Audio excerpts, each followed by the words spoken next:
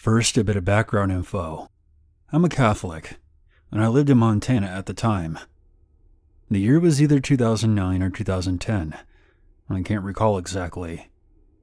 I was about 10 years old, and I was having a sleepover at my best friend's house. His name is Nathan. He and his mom lived in a trailer home, although it wasn't as cramped as you may think. It had plenty of space. The house was surrounded by a forest, with the nearest neighbor being about 100 yards away. We spent the entire day playing outside, and then came in to play video games. His mom was at work, so we were all alone. After a while, we got bored, and decided to do our own thing for a bit. Nate went into his room on the far right side of the house. I was on the computer in the living room. The kitchen and the hallway were to my left. From my peripheral, I could see down the hallway to the door that led into his mother's bedroom. I was playing a computer game when I was caught off guard by the sound of the bedroom TV turning on. It was an old tube television set that made this high-pitched noise whenever it came on. I sat up and peered down the dark hallway. I always found this part of the house to be rather creepy at night.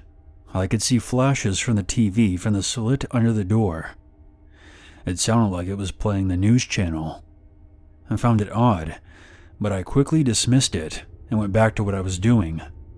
It was probably around 10 minutes later when I heard a loud thump coming from the bedroom. Think of the sound of a large, dense object, like a 50-pound dumbbell, falling to the ground. Startled, I stood up, and I stepped back while looking down the hallway. Nate opened his door and came out of his room. "Did you hear that just now?" I asked. "Yeah, you heard it too? What was that?" He looked a bit confused and a little freaked out. I was pretty spooked myself. We went to the hallway entrance and listened for any other noises, but nothing happened. Just the sound of the TV still playing in the background. So we quickly ran to the couch, not wanting to be next to that hallway anymore. We weren't sure what to do next.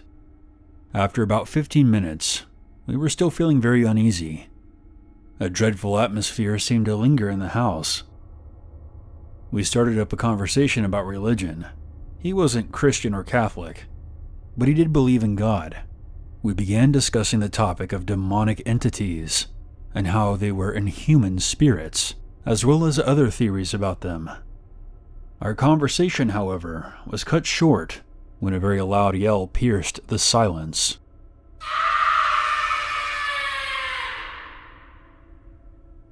It sounded like someone either in pain or somebody that was insane. We literally jumped up and looked down the hallway. We could no longer rationalize what was happening. Something was in the house with us, but we were only kids, and we didn't know what to do. So I grabbed a knife from the kitchen, and we bolted back behind the couch. "What's going on?" I asked, but Nate didn't reply. He just stared down the hallway, his skin becoming pale. After that, things escalated.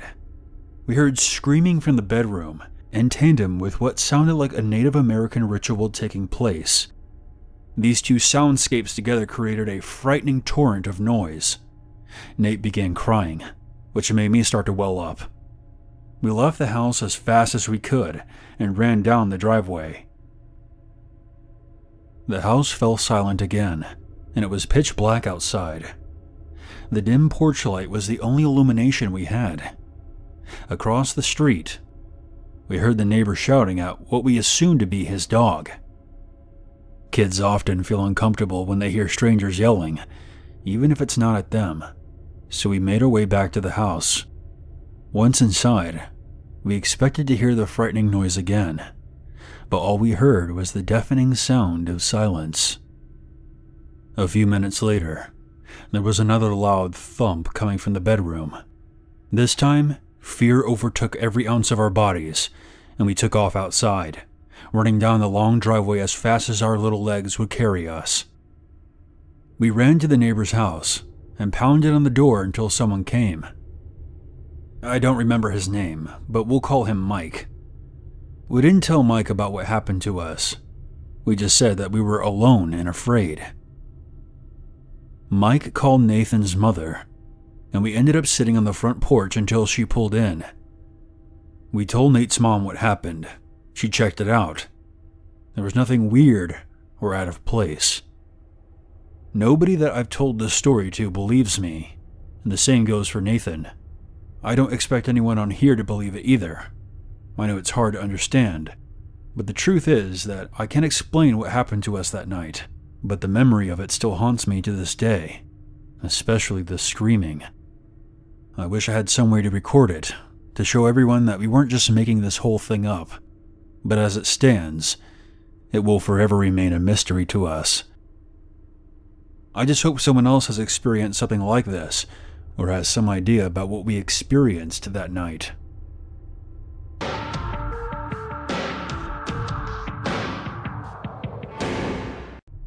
I'm a 19-year-old from Northwest Ohio. This occurred in my childhood home when I was very young. What took place there still haunts me to this day. It was a school day around 3 o'clock when classes let out. My neighborhood was one of the first stops on the bus ride home. Therefore, I was back at my house at around 3:10 most days. My sister would have volleyball practice until 5, since middle schoolers got out around 2:30. So I would be home alone for at least 2 hours before anyone else showed up. Since I lived in a decent neighborhood, my parents never feared anything happening, especially since it was only 2 hours. This day was nothing out of the ordinary. I got home from school, played some games on my Xbox, and just hung out. Around 4:20, I decided I wanted to take a shower. While waiting for the water to get hot, I noticed that there were no towels in the bathroom closet. The only other place that had towels was my parents' bathroom. So I went to go grab a towel from there. Their bathroom was a small hallway, with sinks and a toilet on the left, with a shower and a bathtub on the right. The closet was directly opposite the entrance. Upon entering, I noticed that it was much colder than the rest of the house. I walked to the end of the bathroom where the closet was, opened the door, and grabbed a towel. I got an ominous feeling that I was being watched. I turned to look over my shoulder. A tall man was standing in the bathroom doorway. I was frozen in fear. The man had to be at least 6'5", wearing what looked like a war-torn dark blue uniform. The strange thing was, his face was a void, like in those interviews where they black out the person to hide their identity. The apparition blocked the only way out of the bathroom. I was completely trapped. I stood motionless, staring into the blackness of his face for what felt like hours. I thought he may have been just a figment of my imagination, so I closed my eyes tight and opened them again, but that did nothing. The figure then began to march towards me. I made a split-second decision. I sprang into the closet and slammed the door shut. I then held the handle, waiting for it to be rattled from the other side, but there was utter silence. I sat in there for what felt like an eternity. I then heard the front door open. It was my sister. I yelled for her, and a few moments later she found me cowering in the closet. I tried to tell her what happened, but I couldn't find the words to explain myself. After I calmed down, I did my best to try to relay my experience. She called my mom, who immediately came home to investigate. There were no signs of a break-in, no signs of anyone leaving, and we checked everywhere. Some years later, I researched military uniforms and discovered that what the figure was most likely wearing was a uniform of the Union Army. After that day, I never had another experience with a ghost soldier, but my mom has informed me that she would see him standing at the foot of her bed sometimes. She was able to see him in more detail, and she said that he had these massive scars and wounds all around his whole face, as if he caught the full brunt of shrapnel from a nearby bomb. As time went on, my parents got divorced, and the soldier faded away, completely disappearing from our lives. Take from this story what you will. If you think it's far-fetched, I don't blame you. I know what I saw, and my mom knows what she saw. I wasn't one to believe in the paranormal until the day I saw a battle-scarred soldier standing in front of me. My mom thinks he was attracted to us because we were a happy family back then, which gave off a positive vibe. But when my parents split, the soldier faded with the happiness. There are things in this world that we can't explain. At the end of the day, we will try our best to make sense of it when logic and reason fail. Sometimes what's real is right there in front of you. You just have to convince yourself that you're not just seeing things.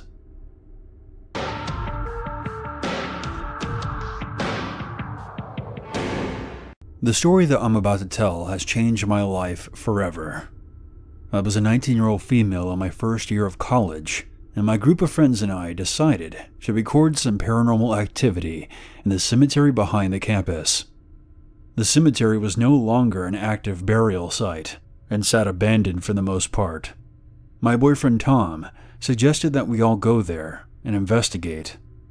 My other friends Kevin, Natalie, and Nick all agreed. The 5 of us gathered outside the cemetery at midnight as planned. While we were standing there, I suddenly felt chills crawl up my spine. The hair on the back of my neck stood up straight. I could feel that something was lurking in the cemetery, making its way through the old gravestones. It didn't feel right. My feet almost froze right outside the gates, as if every fiber in my being was warning me not to enter. "Hey, come on," Tom called out to me. The others were already inside with their flashlights. I shook off the feeling and followed suit, not wanting to be the one to ruin our little adventure. Now that I look back, it was the worst mistake of my life, and I should have listened to my instincts. "Whoa, this place is sick, man," Nick said, his flashlight pointing towards the never-ending rows of tombs. The environment was cold and unnervingly calm. A thick fog limited our vision as we advanced further in. When I looked back to the gates, I couldn't see anything through the density. After a while of walking, something inexplicable happened. I looked up, and there was nobody there. Somehow I had gotten separated from the group, and I began to panic. "Tom? Kevin? Natalie? Where are you guys?" I yelled. There was no response. I started running, hoping that they didn't go far, but no matter how much I ran, it was like I couldn't reach anywhere, as if I were trapped in some kind of loop. I took out my cell phone to call them, but surprisingly, there was no signal. So I looked around me with my flashlight, and all I could see were graves upon graves. Tears began welling up in my eyes, but suddenly, I spotted something among the rows of headstones. It was a tall figure, maybe about 8 to 10 feet. I thought it might have been a tree. I went in for a closer look, shining my flashlight in its direction, but the fog made it impossible to see anything. "Hello?" I asked, in case it was one of my friends in a costume trying to prank me. I then noticed something that shook me to my core. The figure didn't seem to have feet. It was a black mass hovering in midair. I slowly stepped back, beads of sweat breaking out on my forehead, my heart pounding in my chest. Something then grabbed my foot, and I fell on my back. When I looked towards my feet, I swear to God, I saw a hand retracting into the ground. It was only a quick glance, but I know what I saw. When I looked back up, the mysterious figure was gone. I got up and ran back the way I came. I just wanted out of this place. If somehow I could escape alive, I'd never even think about visiting again. I didn't know where my friends were, and call me selfish, but in that moment I didn't care. I was just terrified. A cacophony of screaming, whispering, talking, and laughing came from beyond the fog, as if I was being mocked. Tears began running down my cheeks as I tried to escape the endless graveyard. But no matter how far or how fast I ran, I was met with the same never-ending rows of headstones and crosses. Soon, exhaustion overtook me, and I felt my eyes getting heavy. The last thing I felt was my body falling on the cold ground before I blacked out. I thought I was dead, but I slowly opened my eyes and found myself laying outside the cemetery fence. It was still dark out, and the only sound was the crickets. I stood up, and I felt a burning sensation on my back and behind my knees. I looked down, and I saw that my skin was red, and I could see marks left by multiple handprints. I was sure that they were on my back too, but for the life of me, I couldn't figure out how I ended up outside the cemetery. I looked into the foggy graveyard, and I saw that same tall figure hovering next to a tree. It seemed to wave at me before disappearing. Was this mysterious figure responsible for getting me out of there? I couldn't be sure, but I was grateful to be alive. Unfortunately, the story does not have a happy ending. None of my friends, including my boyfriend, were ever heard from again. I told the cops everything I knew, but their disappearance still remains a mystery. I eventually moved to another city and transferred to a different school. Now I'm just trying to live my new life, doing my best to forget about that night in the cemetery. I'm currently seeing a psychiatrist, but I still get nightmares from time to time. I miss my friends, but I'm thankful for whatever that was that saved my life.